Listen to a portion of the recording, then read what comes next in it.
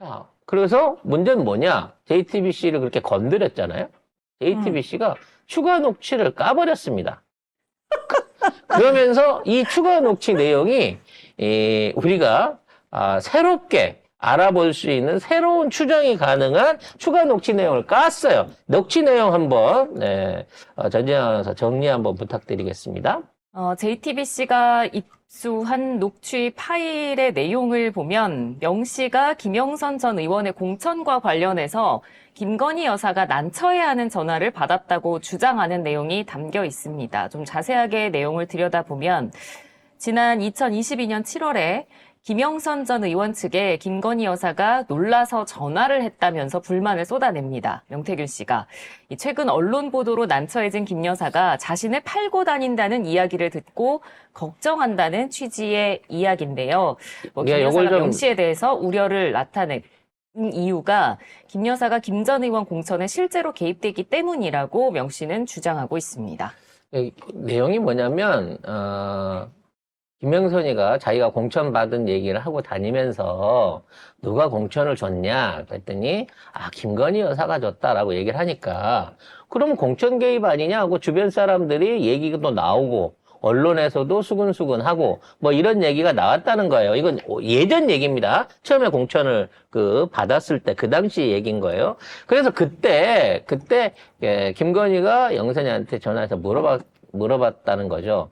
아니, 왜 제 이름을 팔고 다녀요? 명 박사님이 그러라 그래요? 라고 얘기를 하니까 영선이가 명 박사님은 그런 게 아니고요. 아마 오해가 있었던 모양입니다. 라고 대답을 해줘야 되는데 그냥 김영선이 명 박사가 자기가 다 했다고 자기가 건희 여사랑 했다고 그런 식으로 얘기하고 다녀요. 건희 여사 팔고 여기더니 다녀요. 라고 말을 했다는 거지. 그러니까 그 점이 괘씸한 거야. 괘씸하면서 그것 때문에 이제 김영선을 막 몰아붙이기 시작한 거죠.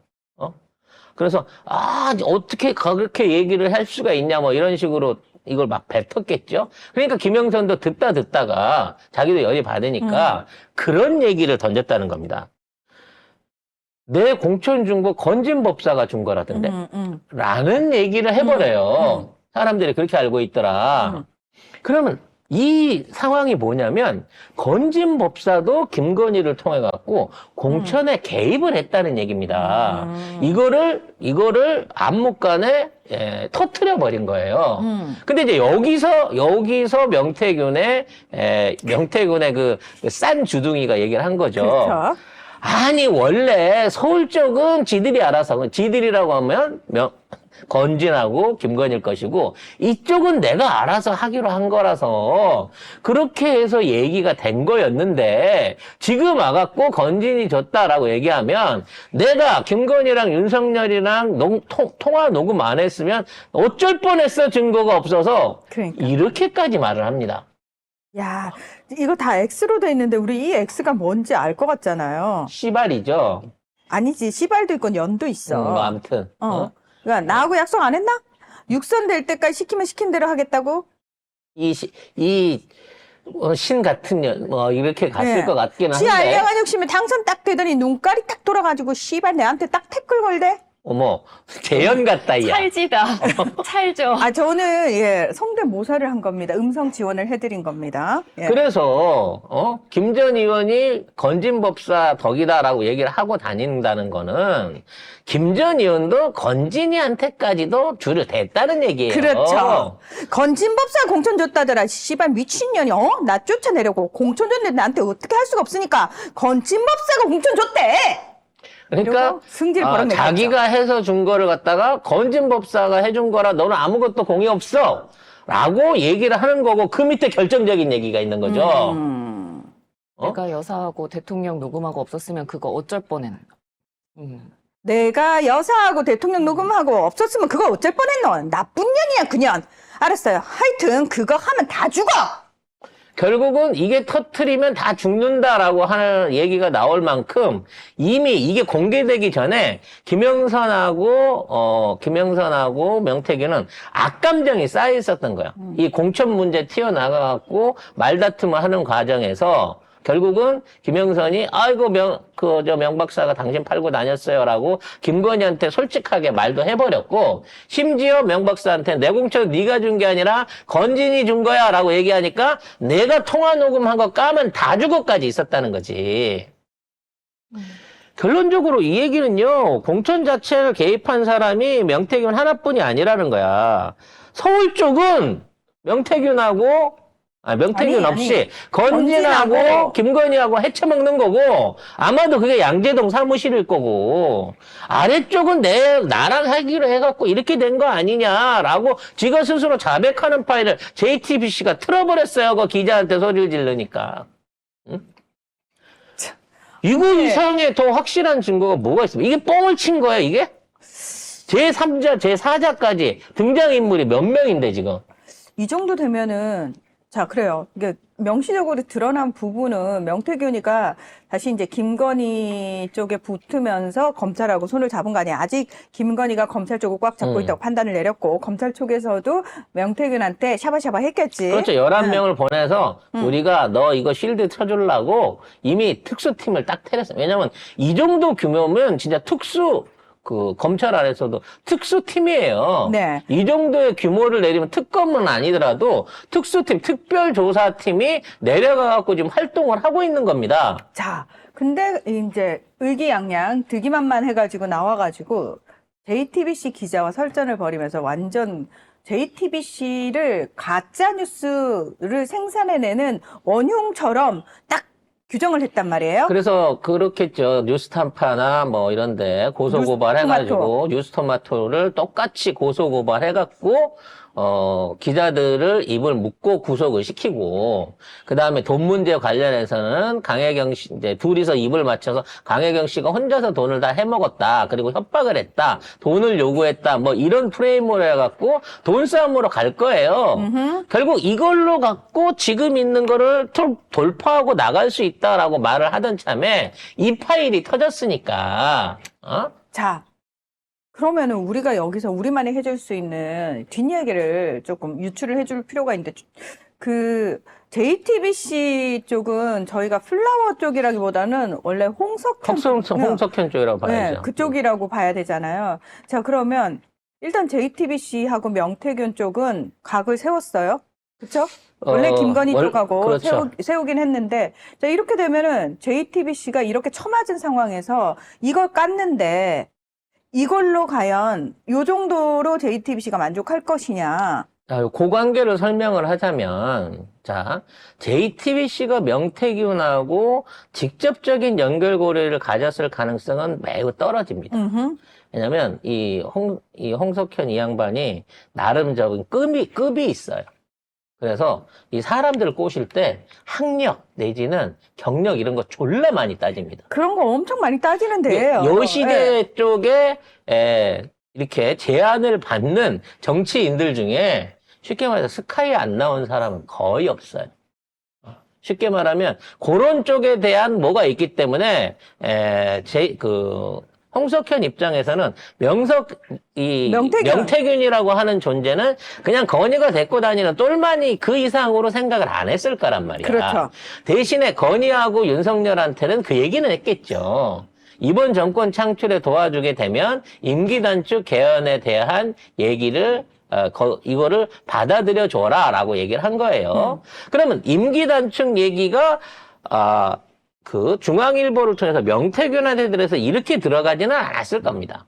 왜냐면 임기 단축 개헌에 대한 얘기는 오래전부터 있었으니까. 그 세력들이 있었으니까. 그래서 명태균은 그러한 제안을 이용해가지고 그 임기 단축 이후에 차기 지도자를 자기가 세우고 싶어 했던 거예요. 처음에 김종인도 생각을 했을 거고 오세훈한테도 사바리를 떨었을 거지만 결국 제일 만만한 이준석으로 간다라는 계획을 갖고 있었고 아마도 이거를 김건희한테 지속적으로 계속 강요를 했을 겁니다. 지선 끝나고 난 이후부터. 다음번 총선이 끝나고 나면 당신은 내려놓고 가야 됩니다. 라고 하는 얘기들을 했다가 결국은 잘린 거죠. 자, 문제는 그 당시에 임기 단축 개헌에 대한 얘기가 중앙일보를 통해서 정치인 내부한테 다 돌았다고 하면 여시대 엮여 있는 오세훈, 오세훈, 이낙연, 원희룡 다 모든 사람들은 이 정권은 2년 반 후다.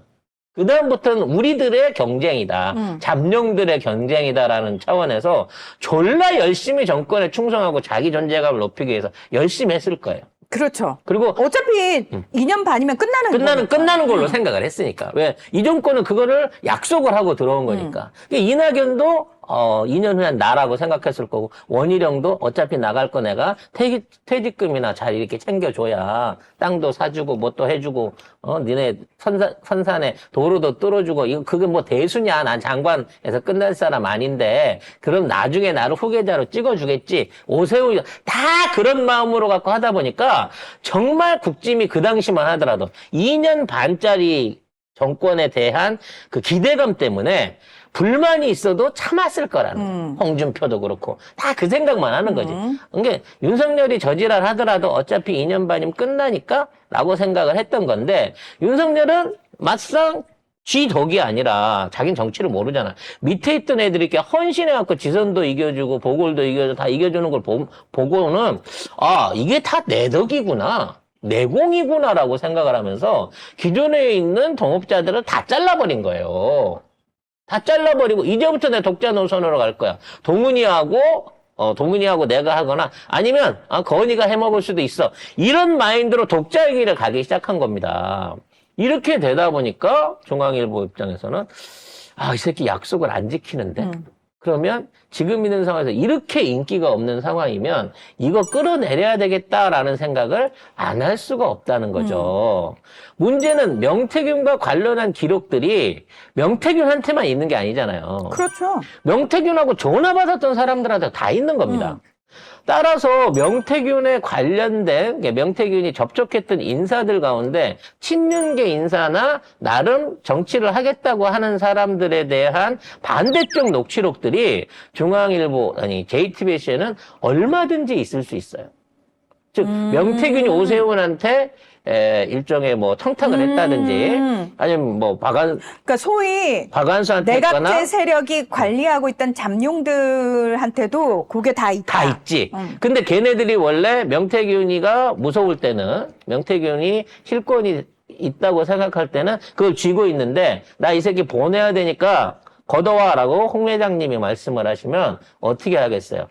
해야지. 다 내놓을 거란 말이야. 내놓을 물론 수밖에 없지. 내놓는 순간 자기도 같이 가지. 자기도 같이 가긴 하지만 이걸 내놓고 자기가 정계에서 말하자면 이걸 내놓고 명태균한테 뭔가 책이 가더라도 이거를 검찰이 막아주거나 아니면 명태균 저 새끼가 브로커니까 라고 하는 방향으로 갈 수 있는 어떤 법률적인 틀을 어느 정도 얘들은 예상을 하고 있을 거라는 거야. 즉 명태균이 이런 법률 브로커 짓을 원래 하던 놈이고 얘가 이런 식으로 불법으로 협박을 해갖고 요구를 했다라고 하는 부분에 대한 그것만 받으면 상습적으로 협박을 받은 그 녹취만 받으면 그게 이루어졌나 안 이루어졌는다는 아직 완성이 안 된 거란 말이야. 2년 반밖에 안 되니까. 창원산단도 지금 안 된 거잖아. 그냥 선정만 된 거지 안 들어온 거란 말이야. 서울시에서 오세훈이 당선되고 명태균의 어떤 요구를 들었을 때 그 요구 자체를 2년 반 안에 끝내서 해준 거는 싼 거야.